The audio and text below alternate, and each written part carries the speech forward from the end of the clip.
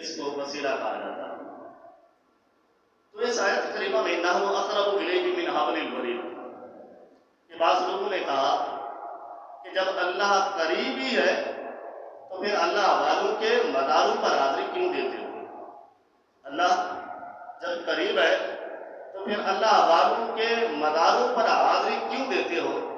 تو اس کے ضمن میں وہ قرآن پاک کی آیت پڑھتے ہیں کہ ما نعبد الا لیقربونا الی اللہ زلفی، کہ جب کافروں سے پوچھا جاتا تھا، بت پرستوں سے جب سوال ہوتا تھا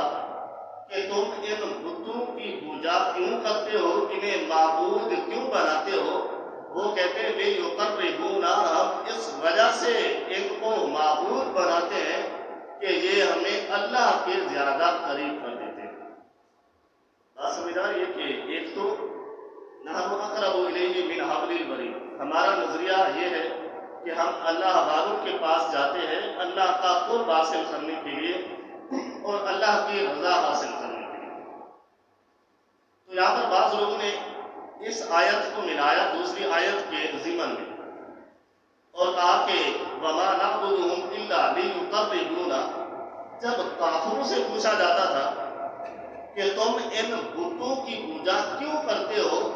تو وہ جواب میں کہتے اس وجہ سے کرتے ہیں کہ یہ بت ہمیں اللہ کے قریب کر دیتے ہیں۔ تو اس ضمن کو، اس آیت کو لیا تو کہا کہ اللہ والوں کے مدار پر بھی جانا ایسے ہے جیسے بت پرستی کرنا ہو، تو اس لیے جو اللہ والوں کے مدار پر جائے وہ مشرک ہوتا ہے، وہ کافر ہوتا ہے، وہ مسلمان نہیں رہتا۔ نحن اقرب الیہ، ہم بھی اللہ کی ولیوں کے مدار میں جاتے ہیں اللہ کا قرب حاصل کرنے کے لیے۔ جو کافر تھے، بت پرست ہیں، جو ہندو ہیں، وہ بھی بتوں کی پوجا کرتے ہیں، اسے معبود بناتے ہیں اس وجہ سے کہ وہ چاہتے ہیں کہ ہم اللہ کے قریب ہو جائیں۔ تو اس کا جواب یہ ہے کہ ہم کبھی بھی کسی بھی اللہ والے کو اللہ کے برابر معبود نہیں ٹھہرایا کرتے۔ وہ جو بت پرست تھے وہ اللہ کے مقابلے میں بتوں کو خدا بناتے تھے، اور ہم نے کبھی بھی کسی بھی اللہ والے کو خدا کا درجہ نہیں دیا۔ جب ہم انہیں خدا ہی نہیں مانتے تو پھر تقرب کا انداز ہی پھر بدل جاتا ہے۔ تقرب کا، اللہ تعالیٰ کی رضا کا، کہ ہمارے اہل سنت و جماعت میں بڑے بڑے علماء ہیں، بہت ساری کتابیں لکھی ہوئی ہیں، کسی ایک نے بھی ایسا نظریہ نہیں بتایا کہ اللہ والوں کو خدا بنانا جائز ہے۔ ہم کسی بھی صورت میں کسی بھی اللہ والے کو خدا نہیں مانتے اور نہ ہی اسے سجدہ کرنا جائز سمجھتے۔ جب ہم انہیں خدا ہی نہیں بناتے تو پھر وہ تو بت پرست سے، وہ تو بتوں کو خدا بناتے ہیں، ہم ان کے مد مقابل اگر اللہ والوں کے مدار پہ جاتے ہیں تو وہاں پر برکتیں لینے جاتے ہیں، اللہ کی بارگاہ میں وسیلہ پیش کرنے جاتے ہیں۔ کسی بھی صورت میں ہم ان اللہ والوں کو خدا بنا کر نہیں پوجا کرتے۔ جب ہم انہیں خدا ہی نہیں بناتے، خدا کے بندے ہی بناتے ہیں، تو پھر ہمارا ان کے مداروں پر جانا بدرجہ اولا صحیح ہوتا ہے۔ اور یہ قرآن پاک میں ہے کہ یا ایھا الذین آمنوا اتقوا اللہ وابتغوا الیہ الوسیلہ، کہ اے ایمان والو اللہ سے ڈرو، وابتغوا الیہ الوسیلہ، اور اس کی بارگاہ میں وسیلے کو پیش کرو۔ وسیلہ کا اگر وسیلے کی تعریف کی جائے تو وہ یہ ہے کہ ما یتوسل بہ الی شیء، کہ کسی چیز یا کسی مقصد کو حاصل کرنے کے لیے کسی کا وسیلہ پیش کرنا۔ اب ہم اللہ کی بارگاہ میں اللہ کا قرب حاصل کرنے کا وسیلہ بناتے ہیں اللہ والوں کو، جو قرآن پاک میں حکم ہے کہ یا ایھا الذین آمنوا اتقوا اللہ وابتغوا الیہ الوسیلہ۔ تو ہم اللہ کی بارگاہ میں حضرت داتا گھن بخش علی حجویری کا یہ واسطہ، یہ وسیلہ پیش کرتے ہیں، اے اللہ جس طرح یہ تیرا نیک بندہ ہے، جس طرح اس نے ساری زندگی تجھے راضی کیا ہے، آج ہم تیری بارگاہ میں اسی کا وسیلہ پیش کرتے ہیں اور ہماری دعاؤں کو تو قبول فرما دے،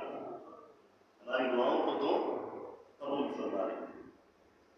اور بعض لوگوں نے وابتغوا الیہ الوسیلہ سے مراد لیا کہ اس سے مراد اللہ والے نہیں ہوتے، بلکہ اس سے مراد نماز، روزہ، حج، زکوٰۃ ہوا کرتی ہے۔ اب سوال یہ ہے کہ نماز ہو، روزہ ہو، حج ہو، زکوٰۃ ہو، یہ خالق نہیں ہے، مخلوق ہیں، یہ اللہ کی پیدا کردہ چیزیں ہیں۔ اب نماز پڑھے گا وہ جو انسان ہوگا، نمازی ہوگا، نماز پڑھے گا تو نماز کو ادا کرے گا۔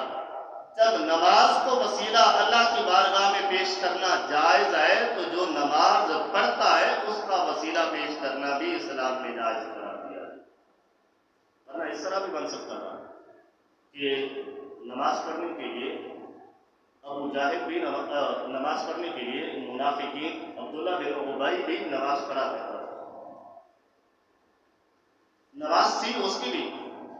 وہ بھی اسی طرح رکوع بھی کرتا، سجدے بھی کرتا، اسی طرح روزے بھی رکھتا تھا، لیکن تھا وہ منافق، ایمان والا نہیں تھا، ایمان اس کے سینے میں موجود نہیں تھا۔ تو اگر ہم نماز کا وسیلہ پیش کریں کہ نماز وہ شخص پڑھتے ہیں جو ایمان والے ہوتے ہیں، تو یہاں پر جو منافقین تھے وہ نمازیں پڑھتے تھے لیکن ایمان ان کے سینوں کے اندر موجود نہیں ہوتا تھا، ایمان ان کے سینوں کے اندر موجود نہیں ہوتا تھا۔ تو پھر اس کا مطلب ہوا کہ نمازیں اللہ ان کی قبول فرماتا ہے جن کے سینوں کے اندر ایمان بھی موجود ہوتا ہے۔ ایمان کس چیز کو کہا جاتا ہے؟ ایمان اللہ کی اتباع کرنا اور محبوب مصطفیٰ کی اتباع کرنے کا نام ایمان کہلاتا ہے۔ اب یہاں پر بعض لوگوں نے کہا کہ جب اللہ قریب ہوتا ہے تو پھر وسیلے کی کیا ضرورت ہے؟ تو پھر اللہ کی بارگاہ میں وسیلہ کیوں پیش کرتے ہو؟ نحن اقرب الیہ من حبل الورید، کہ اللہ تمہاری شارب سے زیادہ قریب ہے، اللہ تمہارے قریب ہے، تو پھر اللہ کی بارگاہ میں وسیلوں کو کیوں پیش کیا جاتا ہے؟ تو یہاں پر اس سوال کا جواب یہ دیا جاتا ہے کہ ہم اللہ کی بارگاہ میں وسیلے اس وجہ سے پیش کرتے ہیں کہ جس طرح اللہ کے نیک بندوں نے میرے رب کو راضی کیا ہے وہ انداز ہمارا نہیں ہے، وہ ہماری عبادات نہیں ہے، تو ہم اس وجہ سے اللہ کی بارگاہ میں پیش کرتے ہیں کیونکہ وہ اللہ کو راضی کرتے کرتے اس مقام تک پہنچ چکے ہیں۔ اگر وہ اللہ سے دعائیں مانگے تو اللہ ان کی دعاؤں کو بھی قبول فرماتا ہے۔ اب نحن اقرب، اللہ شارب سے بھی زیادہ قریب ہے، تو یہ مطلق لفظ ہے، اس میں کافر بھی شامل ہو جائیں گے، کافر بھی اس میں شامل ہو گئے تو اللہ کافروں کی بھی شارب سے زیادہ قریب ہوگا۔ صرف بندہ مومن ہو، مسلمان ہو، اس کی شارب کے قریب ہو میرا رب، ایسا نہیں ہے، بلکہ دنیا میں جتنے بھی لوگ ہیں، چاہے اس رب کو ماننے والے ہیں، چاہے اس رب کا انکار کرتے ہیں، چاہے اس رب کو منکر، اس رب کے منکر ہیں، لیکن میرے رب کی خاصیت یہ ہے کہ اللہ ہر شخص کی شارب سے بھی زیادہ قریب ہوتا ہے۔ جب اللہ ہر شخص کی شارب کے زیادہ قریب ہوتا ہے تو ہم مومن ہیں، ہم نے کلمہ طیبہ پڑھ کر اس کے رب ہونے پر یقین کر لیا ہے، اس کے قرب کا یقین کر لیا ہے، اور کافر وہ ہے جس نے اللہ کے قرب کا یقین نہیں کیا، لیکن اللہ قریب اس کے بھی ہے اور اللہ قریب ہمارے بھی ہے،